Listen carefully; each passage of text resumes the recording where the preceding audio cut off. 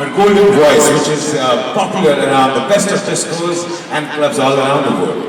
You have been listening to her, this magical voice, through CDs, through iPods, through movies, radios and whatnot.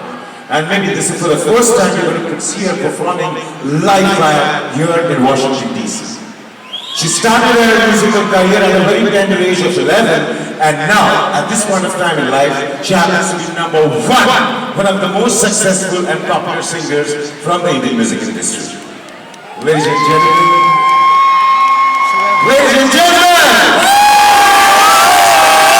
Washington, D.C. जिस performer को मैं आपके सामने पेश करने जा रहा हूँ, बिजली की तरह स्टेज पर पेश होगी, तूफान की तरह परफॉर्मेंस आपके सामने पेश करके आपका दिल लूट कर कब चली जाएगी, आपको कुछ पता नहीं चलेगा. You're going to cherish and enjoy a performance for years and years to come. Please get set ready for the grand musical adventure